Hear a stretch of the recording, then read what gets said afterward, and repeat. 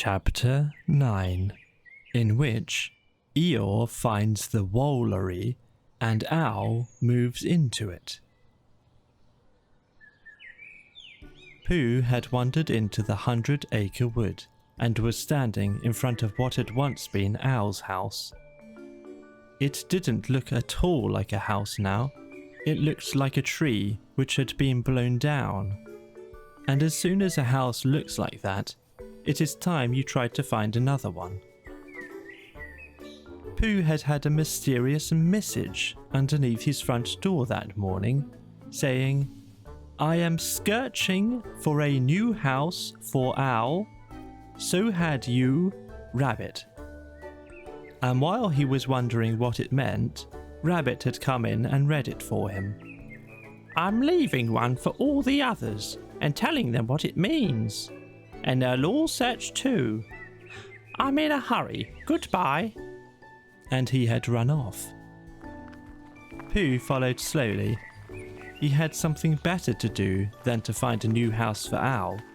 He had to make up a Pooh song about the old one, because he had promised Piglet days and days ago that he would. And whenever he and Piglet had met since, Piglet didn't actually say anything, but you knew at once why he didn't.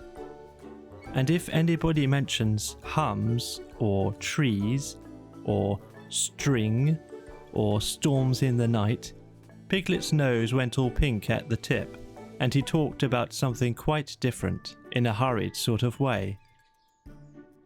But it isn't easy," said Pooh to himself, as he looked at what had once been Owl's house. "Because poetry and hums aren't things which you can get. They're things which get you. And all you can do is to go where they can find you." He waited hopefully. "Well," said Pooh after a long wait, "I shall begin, 'Here lies a tree,' because it does, and then I'll see what happens." This is what happened. "Here lies a tree which Owl, a bird, was fond of when it stood on end. And Owl was talking to a friend called me, in case you hadn't heard, when something occurred. For lo, the wind was blusterous and flattened out his favourite tree, and things looked bad for him and we. Looked bad, I mean, for he and us. I've never known them wuss. Then Piglet thought a thing. 'Courage,' he said, 'there's always hope. I want a thinnish piece of rope, or if there isn't any, bring a thickish piece of string.' So to the letter box he rose, while Pooh and Owl said, 'Oh,' and 'hum.' And where the letters always come, called letters only, Piglet squoze his head and then his toes. 'Oh, gallant Piglet, Piglet, ho!' Did Piglet tremble? Did he blinch? No, no, he struggled inch by inch, through letters only, as I know, because I saw him go. He ran, and then he stood and shouted, 'Help for Owl, a bird, and Pooh, a bear!' until he heard the others coming through the wood as quickly as they could. 'Help, help, and rescue!' Piglet cried, and showed the others where to go. 'Sing ho for Piglet, Piglet, ho!' And soon the door was opened wide, and we were both outside. Sing ho for Piglet, ho, ho! So there it is," said Pooh, when he had sung this to himself 3 times. "It's come different from what I thought it would, but it's come. So now I must go and sing it to Piglet. I am searching for a new house for Owl. So had you, Rabbit." "What's all this?" Rabbit explained. "What's the matter with his old house?" Rabbit explained. "Nobody tells me. Nobody keeps me informed. I make it 17 days come Friday since anybody spoke to me.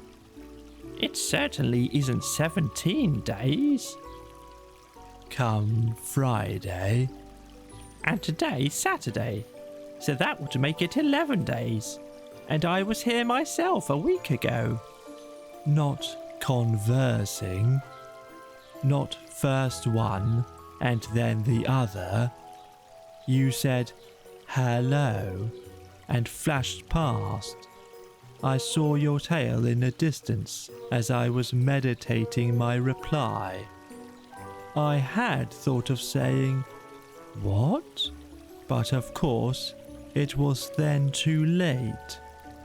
Well, I was in a hurry. No give and take. No exchange of thought. Hello. What? I mean, it gets you nowhere. Particularly if the other person's tail is only just in sight for the second half of the conversation. It's your fault, Eeyore. You've never been to see any of us. You just stay here in this one corner of the forest, waiting for the others to come to you. Why don't you go and see them sometimes? Eeyore was silent for a little while, thinking. There may be something in what you say, Rabbit, he said at last. I must move about more. I must come and go. That's right, Eeyore. Drop in on any of us at any time, whenever you feel like it. Thank you, Rabbit. And if anybody says in a loud voice, "Bother, it's Eeyore," I can drop out again. Rabbit stood on one leg for a moment. Well, I must be going. Goodbye. What? Oh, goodbye. And if you do come across a house for Owl, you must let us know. I will give my mind to it. Rabbit went. Pooh had found Piglet, and they were walking back to the 100 Acre Wood together.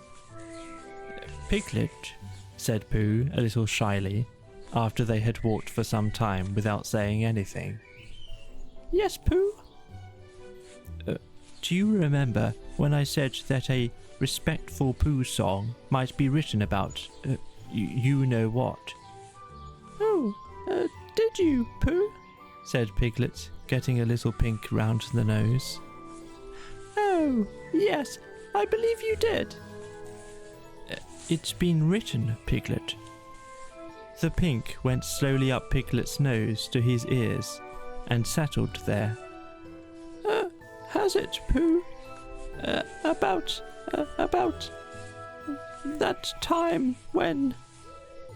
do you mean really written? Yes, Piglet. The tips of Piglet's ears glowed suddenly, and he tried to say something.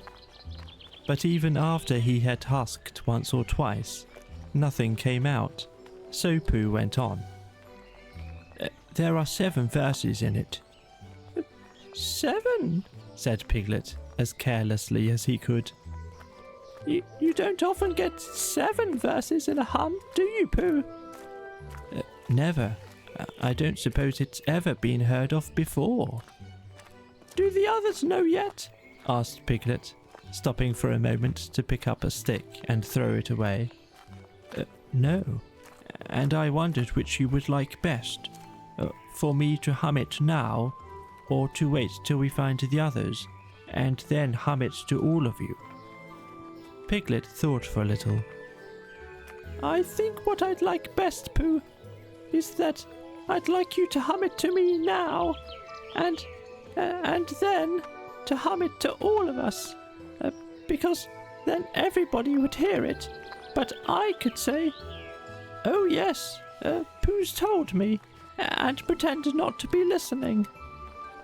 So Pooh hummed it to him, all the 7 verses, and Piglet said nothing, but just stood and glowed. Never before had anyone sung Ho for Piglet, Piglet Ho, all by himself. When it was over, he wanted to ask for one of the verses over again, but didn't quite like to. It was the verse beginning, "O gallant Piglet," and it seemed to him a very thoughtful way of beginning a piece of poetry. "Did I really do all that?" he said at last. In poetry, in a piece of poetry,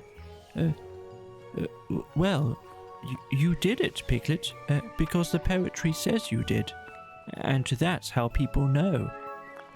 "Oh, because I thought I did blinch a little, just at first, and it says, 'Did he blinch? No, that's why.'"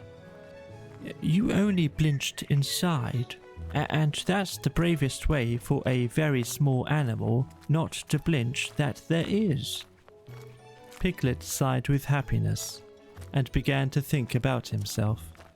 He was brave. When they got to Owl's old house, they found everybody else there except Eeyore. Christopher Robin was telling them what to do, and Rabbit was telling them again directly afterwards, in case they hadn't heard, and then they were all doing it. They had got a rope and were pulling Owl's chairs and pictures and things out of his old house, so as to be ready to put them into his new one. Kanga was down below tying the things on, and calling out to Owl, "You won't want this dirty old dishcloth anymore, will you? And what about this carpet? It's all in holes." And Owl was calling back indignantly, "Of course I do. It's just a question of arranging the furniture properly. And it isn't a dishcloth, it's my shawl." Every now and then, Roo fell in and came back on the rope with the next article, which flustered Kanga a little, because she never knew where to look for him. So she got cross with Owl and said that his house was a disgrace, all damp and dirty, and it was quite time it did tumble down. Look at that horrid bunch of toadstools growing out of the floor there. So Owl looked down, a little surprised because he didn't know about this, and then he gave a short sarcastic laugh and explained that it was his sponge, and that if people didn't know a perfectly ordinary bar sponge when they saw it, things were coming to a pretty pass. "Well," said Kanga, and Roo fell in quickly, crying, "I must see Owl's sponge! Oh, there it is! Oh, Owl! Owl! It isn't a sponge, it's a spudge! Do you know what a spudge is, Owl?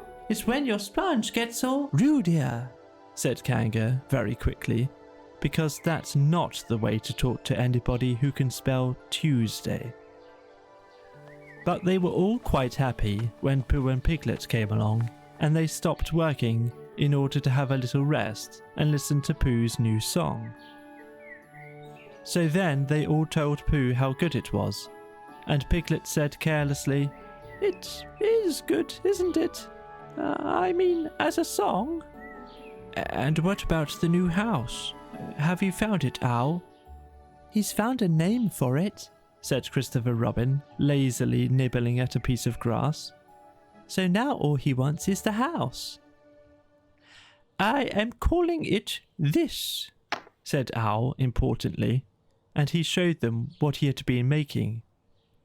It was a square piece of board with the name of the house painted on it, the Wolery. It was at this exciting moment that something came through the trees and bumped into Owl. The board fell to the ground, and Piglet and Roo bent over it eagerly. "Oh, it's you!" "Hello, Eeyore. There you are. Where have you been?" Eeyore took no notice of them. "Good morning, Christopher Robin," he said, brushing away Roo and Piglet, and sitting down on the Wolery. "Are we alone?" "Yes," said Christopher Robin, smiling to himself. I have been told the news has worked through to my corner of the forest, the damp bit down on the right that nobody wants, that a certain person is looking for a house. I have found one for him. Ah, well done, said Rabbit kindly. Eeyore looked round slowly at him and then turned back to Christopher Robin. We have been joined by something, but no matter. We can leave it behind. If you will come with me, Christopher Robin, I will show you their house. Christopher Robin jumped up. Come on, Pooh. Come on, Tigger, cried Roo. Shall we go, Owl? Wait a moment, said Owl, picking up his notice board, which had just come into sight again. Eeyore waved them back. Christopher Robin and I are going for a short walk, not a jostle. If he likes to bring Pooh and Piglet with him, I shall be glad of their company, but one must be able to breathe. That's all right, said Rabbit, rather glad to be left in charge of something. We'll go on getting the things out. Now then, Tigger, where's that rope? What's the matter, Owl? Owl, who had just discovered that his new address was The Smudge, coughed at Eeyore sternly, but said nothing. And Eeyore, with most of the Wolery behind him, marched off with his friends. So in a little while, they came to the house which Eeyore had found. And for some minutes before they came to it, Piglet was nudging Pooh, and Pooh was nudging Piglet, and they were saying, "It is," and "It can't be," and "It is really," to each other. And when they got there, it really was. There, said Eeyore proudly, stopping them outside Piglet's house. And the name on it and everything. Oh, cried Christopher Robin, wondering whether to laugh or what. Just the house for Owl. Don't you think so, little Piglet? And then Piglet did a noble thing. And he did it in a sort of dream while he was thinking of all the wonderful words Pooh had hummed about him. Yes, it's just the house for Owl, and I hope he'll be very happy in it. And then he gulped twice, because he had been very happy in it himself. What do you think, Christopher Robin? Asked Eeyore a little anxiously, feeling that something wasn't quite right. Christopher Robin had a question to ask first, and he was wondering how to ask it. Well, he said at last, it's a very nice house, and if your own house is blown down, you must go somewhere else, mustn't you, Piglet? What would you do if your house was blown down? Before Piglet could think, Pooh answered for him. He'd come and live with me, wouldn't you, Piglet? Piglet squeezed his paw. Thank you, Pooh. I should love to. The